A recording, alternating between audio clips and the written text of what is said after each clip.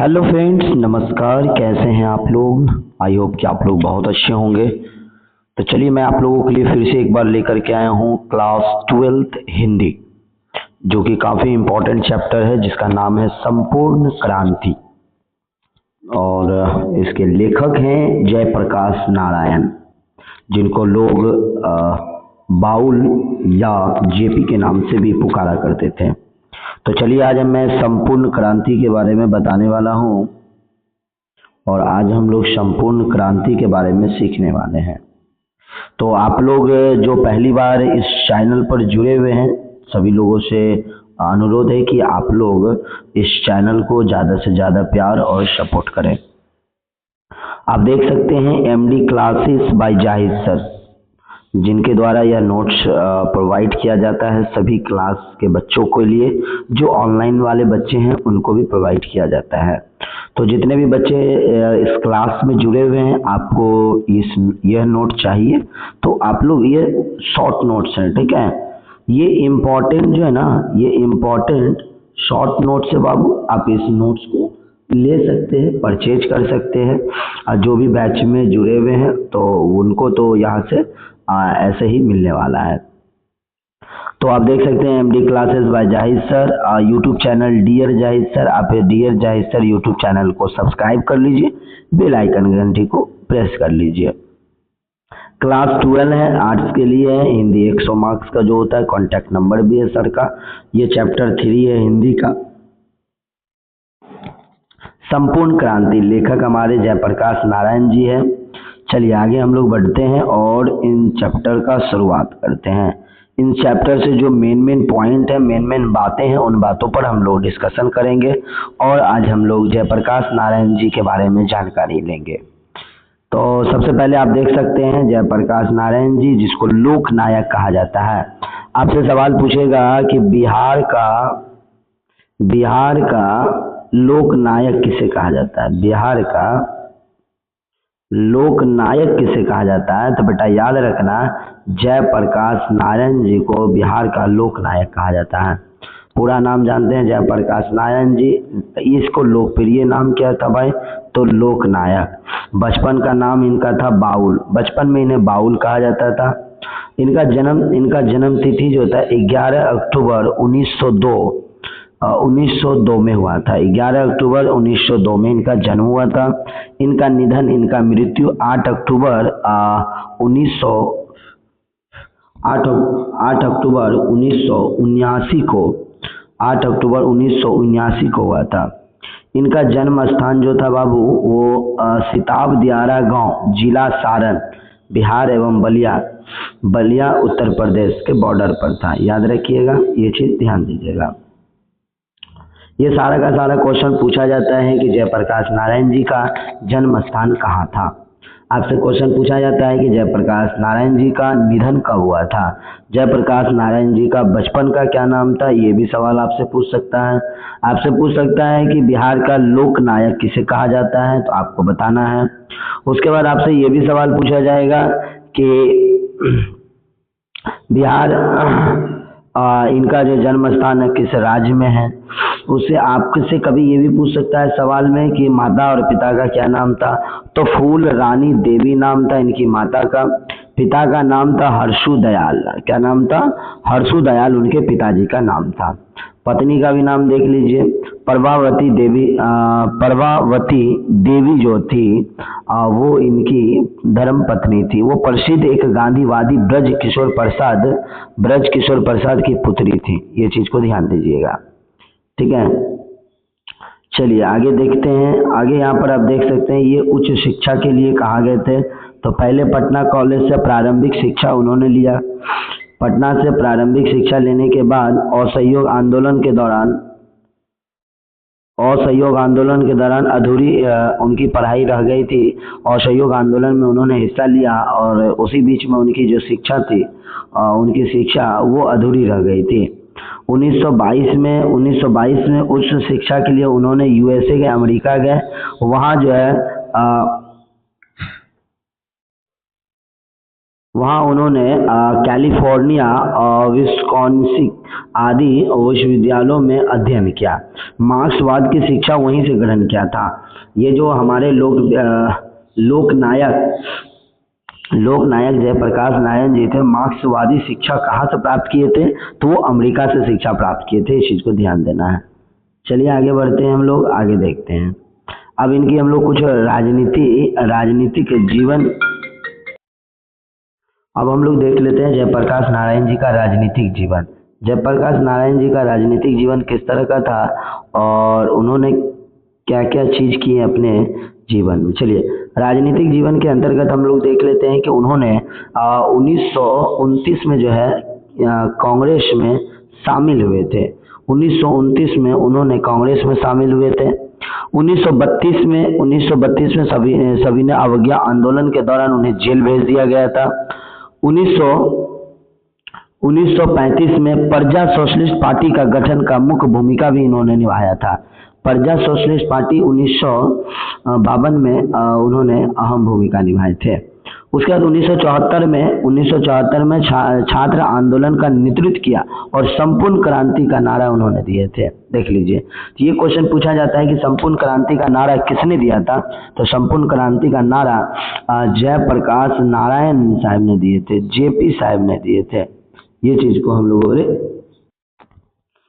आपसे पूछा जाता है, ये क्वेश्चन बहुत बार पूछा जाता है, संपूर्ण क्रांति का नारा किसने दिया था? ऐसा नहीं कि आपके इस 12th के हिंदी में एग्जाम में देता है, आप किसी भी कंपटीशन एग्जाम भी देते हैं तो हिंदी से रिलेटेड सवाल रहता है, तो वहाँ पर इस तरह का सवाल हमको देखने के लिए मिलता है। ठीक है, तो चलिए आगे बढ़ते हैं हम लोग। ये आप देख लिए 1929 की बात, जयप्रकाश नारायण जी ने कांग्रेस में शामिल हुआ था। 1932 में सविनय अवज्ञा आंदोलन के दौरान उन्हें जेल भेज दिया गया था। 1952 में जो है प्रजा सोशलिस्ट पार्टी की गठन मुख्य भूमिका निभाया था इन्होंने। 1974 में छात्र आंदोलन के नेतृत्व और संपूर्ण क्रांति का नारा भी इन्होंने दिया था। चलिए आगे बढ़ते हैं। सम्मान और पुरस्कार की बात आता है तो वहाँ भी इन्होंने बहुत आगे रहा है।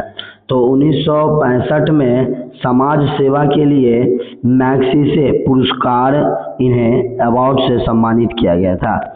समाज सेवा के लिए उन्हें मैग्सेसे पुरस्कार से सम्मानित किया गया था। क्वेश्चन पूछा जाएगा कि जयप्रकाश नारायण साहब को समाज सेवा के लिए पुरस्कार कब दिया गया था? तो आपको वहाँ पर बताना है मैग्सेसे कब दिया गया था। तो 1965 में। एक चीज याद रखिएगा, जयप्रकाश नारायण जी को 1998 में मरणोपरांत भारत रत्न से सम्मानित भी किया गया है। पूछेगा भारत रत्न पुरस्कार जयप्रकाश नारायण जी को कब मिला था? तो 1998 में जयप्रकाश नारायण जी को ये पुरस्कार दिया गया था, भारत रत्न पुरस्कार।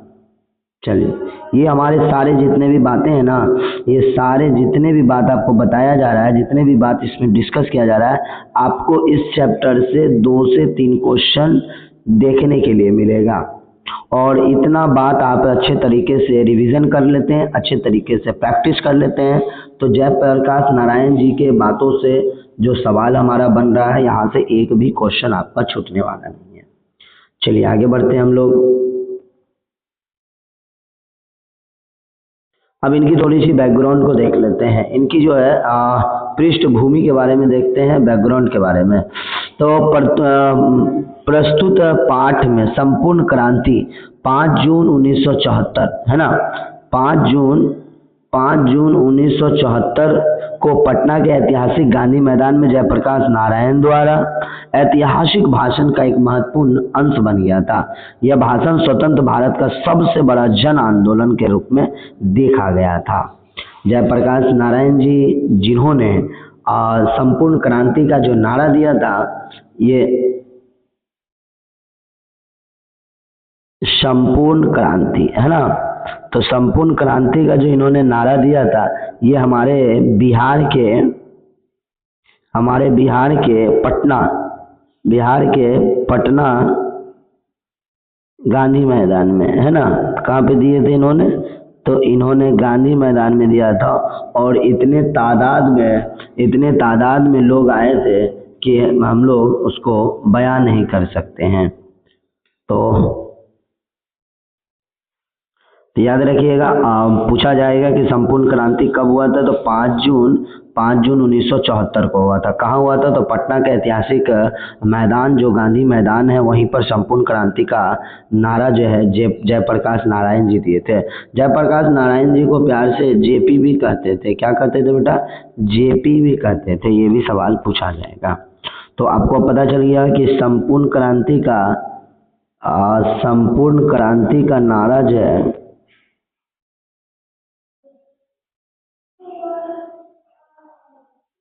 संपूर्ण क्रांति का नारा कब दिया गया था, तो 5 जून है ना, 5 जून 1974 को दिया गया था। ओके, 1974 को दिया गया था। चलिए अब इसका आगे हम लोग देख लेते हैं क्या है भाई।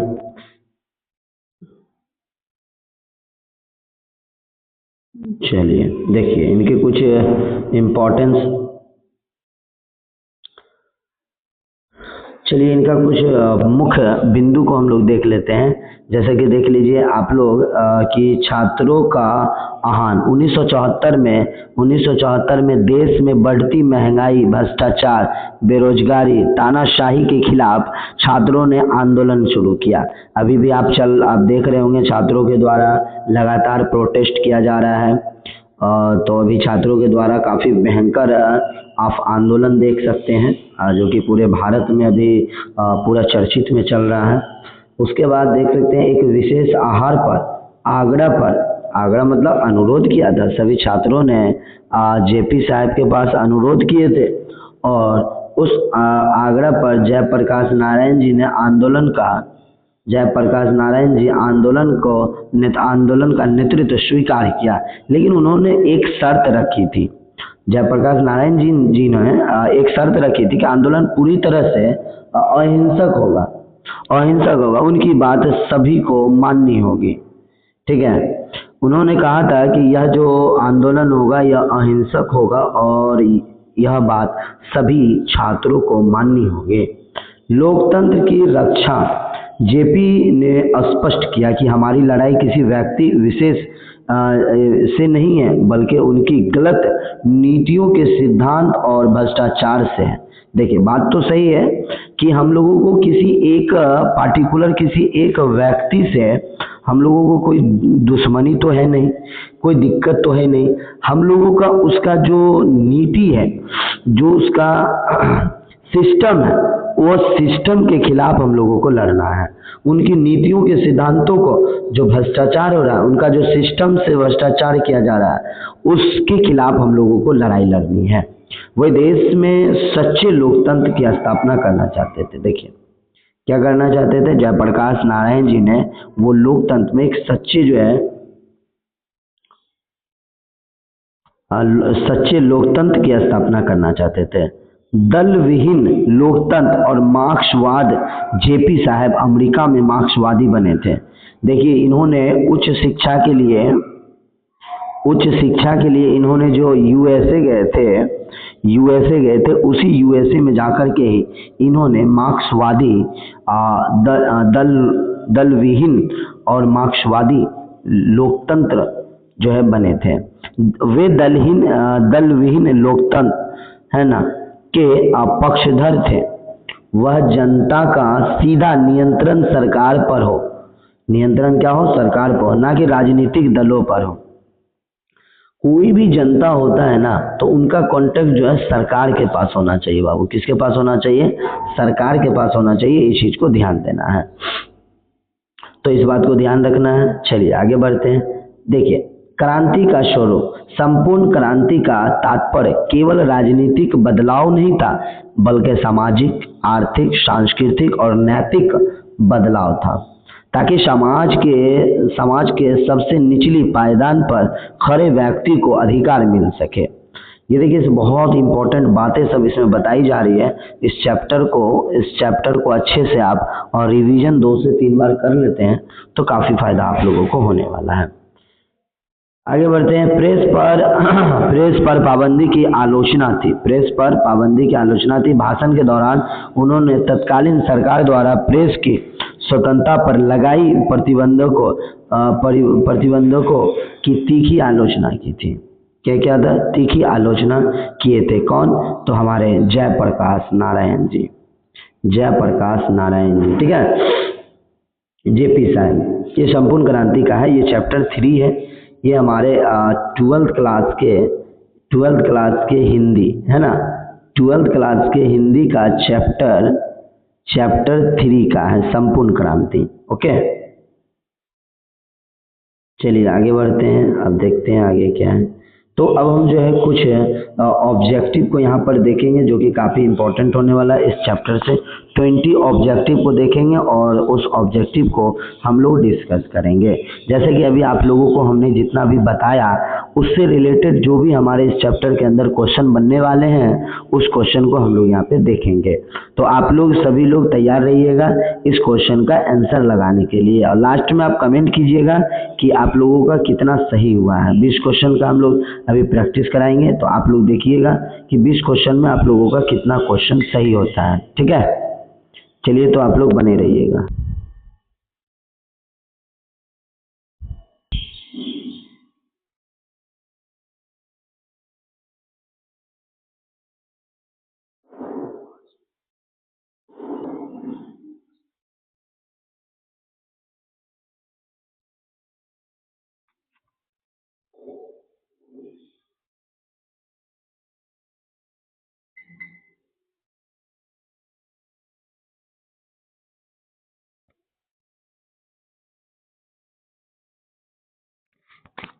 तो चलिए आप लोग देख सकते हैं, हम लोग अब यहाँ से क्वेश्चन को स्टार्ट करते हैं। 20 मल्टीपल चॉइस क्वेश्चन रहेगा, आप लोगों को आंसर बताना है फटाफट। चलिए, देखिए हम तो कुछ आंसर शीट को लास्ट में रख चुके हैं क्योंकि बहुत बच्चे को PDF जब देते हैं तो वहाँ पर उनको दिक्कत नहीं होता है। तो चलिए हम लोग यहाँ पर स्टार्ट करते हैं पहला क्वेश्चन। और पहला क्वेश्चन बेटा क्या लिखता है कि संपूर्ण क्रांति शीर्षक पाठ का विधा क्या है। तो आपको बताना है ये क्या विधा है, संपूर्ण क्रांति क्या था। तो सर संपूर्ण क्रांति क्या कहानी था, निबंध था, भाषण था या रेखाचित्र था। तो आपको पता होना चाहिए कि संपूर्ण क्रांति जो था सर वो एक भाषण था। संपूर्ण क्रांति क्या था, भाषण था। तो पहला का आंसर सी हो जाएगा। 2 नंबर क्वेश्चन में बोलता है जयप्रकाश नारायण को भारत की जनता किस नाम से पुकारा करते थे। तो भारत की जनता उन्हें लोकनायक के नाम से जानते थे। जयप्रकाश नारायण जी को लोकनायक के नाम से जाना जाता था। तो इसका राइट आंसर बी हो जाएगा। तो चलिए क्वेश्चन नंबर हम लोग अब 3 पे चलते हैं। क्वेश्चन नंबर हम लोग 3 और 4 को देख लेते हैं। क्वेश्चन नंबर 3 में बोलता है जेपी जी ने पटना गांधी मैदान में अपना ऐतिहासिक भाषण कब दिया। दिखाई दिया, देखिए कैसा क्वेश्चन पूछा, कहाँ से क्वेश्चन पूछा आपको पता होगा। अभी तुरंत हम पीछे वाले जो पॉइंट बता रहे थे उस पॉइंट में यह बात कहे थे कि हम लोग कि बिहार के क्वेश्चन नंबर हम लोग देख लेते हैं 3 में। आप देख सकते हैं बताया गया है कि बिहार में जो है ना, बिहार में बाबू क्या हुआ था, ऐतिहासिक भाषण दिया गया था जेपी नारायण साहब, मतलब जयप्रकाश नारायण साहब के द्वारा। संपूर्ण क्रांति का नारा भी उसी भाषण में दिया गया था। तो चलिए यहाँ पर इसका जो है राइट आंसर हो जाएगा ए। क्या हो जाएगा राइट आंसर ए। 5 जून 1974 को ए हो जाएगा इसका राइट आंसर, 5 जून 1974 को। अगला क्वेश्चन देख लीजिए 4 नंबर, जयप्रकाश नारायण के बचपन में क्या कहा जाता था। देखिए एक भी आपका क्वेश्चन नहीं छूटेगा, जैसे लाइन बाय लाइन आपको हम पढ़ाए थे, आप लाइन बाय लाइन पढ़े होंगे तो आप यहाँ पर आंसर आराम से दे सकते हैं। तो 4 नंबर का राइट आंसर क्या हो जाएगा, राइट आंसर इसका हो जाएगा बाउल। बचपन में इन्हें बाउल कहा जाता था। तो चलिए आगे बढ़ते हैं हम लोग क्वेश्चन नंबर 5 और 6 की ओर। क्वेश्चन नंबर 5 में बोलता है जयप्रकाश नारायण के पिताजी का क्या नाम था। देखिए कोई हमको लगता है ऑप्शन को आराम से देखिएगा, दीनदयाल, हरसु दयाल, राम दयाल, शिव दयाल। और आपने जब वहां पर मेरे पॉइंट को पढ़े होंगे तो आपको एकदम सटीक यहाँ पर आंसर तुरंत समझ में आएगा कि जयप्रकाश नारायण जी का पिताजी का नाम जो था वो हरसु दयाल था। तो राइट आंसर क्या हो जाएगा इसका बी। अगला क्वेश्चन है कि जयप्रकाश नारायण जी का पत्नी का क्या नाम था। तो जयप्रकाश नारायण जी का पत्नी का नाम न फूल रानी, न सुनीता, क्या नाम था? न फूल रानी था, न सुनीता था, न कस्तूरबा गांधी था। क्या नाम था? प्रभावती देवी। क्या नाम था? प्रभावती देवी था। फूल रानी तो उसकी माँ का नाम था ना, फूल रानी शायद उसकी माता का नाम था, देख लीजिएगा। और उसकी पत्नी का नाम क्या था? तो प्रभावती देवी। ठीक है, चलिए आगे बढ़ते हैं। क्वेश्चन नंबर 7, क्वेश्चन नंबर 7 और 8 को देख लेते हैं। क्वेश्चन नंबर 7 नंबर में बोलता है जेपी जी को भारत रत्न पुरस्कार कब दिया गया था? देखिए क्वेश्चन पूछा या नहीं, तो आपको बताए हैं कि जो जो टॉपिक हम वहाँ पे बता चुके हैं उससे रिलेटेड आपको क्वेश्चन पूछेगा ही पूछेगा। और इसी टाइप से क्वेश्चन आपको बेटा बिहार बोर्ड में भी देखने के लिए मिलेगा, है ना। बिहार बोर्ड में भी इस तरह का क्वेश्चन देखने के लिए मिलेगा। ये जो आपका वीडियो है ना, ये वीडियो आपके लिए हिंदी के लिए इतना काफ़ी है, हिंदी में इस चैप्टर के लिए इतना काफ़ी है। चलिए आगे बढ़ते हैं। अगला क्वेश्चन, हाँ इसका आंसर बता देते हैं। भारत रत्न बोला तो 1998 में भारत रत्न मरणोपरांत भारत रत्न पुरस्कार से नवाजा गया था जेपी नारायण साहब को। ठीक है, चलिए अगला क्वेश्चन है 8 नंबर में। जेपी नारायण साहब मतलब जयप्रकाश नारायण साहब उच्च शिक्षा के लिए अमेरिका कब गए थे? उच्च शिक्षा के लिए उन्होंने अमेरिका कब गए थे? ये भी सवाल आपको हम बता चुके हैं कि जयप्रकाश नारायण साहब जब यूएसए गए थे अपनी उच्च शिक्षा के लिए, तो वो 1922 में गए थे। कब गए थे? 1922 में। 8 नंबर क्वेश्चन हो गया। चलिए आगे बढ़ते हैं।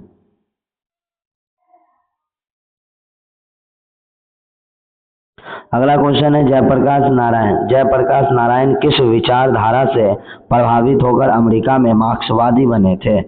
किस विचारधारा से उन्होंने अपना अमेरिका से मतलब सीख करके आए थे और विचारधारा के बन गए थे? तो याद रखिएगा, उन्होंने बन के आए थे मार्क्सवाद और समाजवाद। देखिए समाज के लिए जो है ना, समाज सेवा के लिए वो हमेशा तत्पर रहते थे। समाज सेवा के लिए हमेशा वो तत्पर रहते थे। लोगों के हित के लिए उन्होंने हमेशा लड़ाई लड़े, इसीलिए करके उसे कहा जाता है बिहार का, इसीलिए उन्हें कहा जाता है बिहार का लोकनायक। जयप्रकाश नारायण साहब को बिहार का लोकनायक कहा जाता है। चलिए क्वेश्चन नंबर हम लोग 10 देखते हैं। 10 का बात कहा गया है कि संपूर्ण क्रांति का नारा किसने दिया? देखिए अभी ये भी क्वेश्चन आ गया आपके पास, और ये क्वेश्चन तो इम्पोर्टेंट क्वेश्चन है, हर एग्जाम में पूछा गया है ना, ये चीज याद रखिएगा। तो संपूर्ण क्रांति का नारा जो दिया गया था वो जयप्रकाश नारायण साहब के द्वारा दिया गया था। तो क्या हो जाएगा इसका राइट आंसर? सी हो जाएगा। चलिए क्वेश्चन नंबर 10 भी हमारा कंप्लीट हो गया। क्वेश्चन नंबर हम लोग 11 और 12 को देख लेते हैं एक बार। क्वेश्चन नंबर 11 में कहा जाता है कि प्रजा सोशलिस्ट पार्टी, ये भी तो बता चुके हैं हम लोग, तो प्रजा सोशलिस्ट पार्टी की स्थापना गठन कब किया गया था? प्रजा सोशलिस्ट पार्टी का गठन कब किया गया था? तो ये चीज को बताना है कि गठन कब किया गया था। तो प्रजा सोशलिस्ट पार्टी का गठन जो है 1952 में किया गया था। 1952 में किया गया था, याद रखिएगा। इस प्रजा सोशलिस्ट पार्टी में जेपी साहब का महत्वपूर्ण भूमिका था, है ना, महत्वपूर्ण भूमिका था जेपी साहब का, ये चीज को ध्यान दीजिएगा। चलिए क्वेश्चन आगे देख लेते हैं हम लोग। जयप्रकाश नारायण जी, तो इसका आंसर हो जाएगा ए, 1952। जयप्रकाश नारायण समाज सेवा के लिए कौन सा प्रसिद्ध अंतर्राष्ट्रीय पुरस्कार से नवाजा गया था? याद रखिएगा, जयप्रकाश नारायण जी को समाज सेवा के लिए, ये चीज याद रखिएगा। देखिए ये जो भारत रत्न है ना, भारत रत्न जो मिला था ये मरणोपरांत पर मिला था। ठीक है, ये जो है मरणोपरांत पे मिला था बेटा, इसे याद रखिएगा, मरणोपरांत पे मिला था। यहाँ पे देखिए ऑप्शन में भारत रत्न भी है, तो हमको भारत रत्न में नहीं लगाना है, क्योंकि भारत रत्न उन्हें मरणोपरांत के लिए मिला गया था। लेकिन यहाँ पे क्वेश्चन क्या बोल रहा है? समाज सेवा के लिए, तो समाज सेवा के लिए उसे मैग्सेसे नामक एक पुरस्कार से सम्मानित किया गया था। मैग्सेसे पुरस्कार से सम्मानित किया गया था। देखिए आप पूरे थ्योरी को अच्छे तरीके से देख लेते हैं, अच्छे तरीके से रिवीजन कर लेते हैं, तो हमको नहीं लगता देखिए एक भी ऑब्जेक्टिव आपका छूटने वाला है। अभी आपका 20 ऑब्जेक्टिव कर रहे हैं, हमको लगता है 20 में आपका कम से कम 15 नंबर तो आपका आएगा ही आएगा, अच्छे तरीके से आपने पीछे का टॉपिक पढ़ा होगा तो चलिए 12 नंबर भी क्लियर हो गया। आगे बढ़ते हैं हम लोग 13-14। क्वेश्चन नंबर 14 में बोलता है 13 नंबर में जयप्रकाश नारायण जी का जन्म कहाँ हुआ था। जयप्रकाश नारायण जी का बताइए, क्या राघोपुर दियारा में हुआ था, समस्तीपुर में हुआ था, बलिया में हुआ था, या सिताब दियारा गांव में हुआ था। देखिए जो बच्चा एकदम शुरू में ही बताए थे और शुरू में ही जो बच्चा इस बात को ध्यान में रख लिया होगा, ये क्वेश्चन को ऐसे करेगा, टिक मार देगा, यहाँ से लाएगा ऐसे करेगा, कोई दिक्कत ही नहीं होने वाला उसको, है ना। ये चीज को ध्यान दीजिएगा। चलिए आगे बढ़ते हैं। Question number 14। क्वेश्चन नंबर 14 में क्या बोलता है, 1974 में छात्र आंदोलन का नेतृत्व किसने किया था।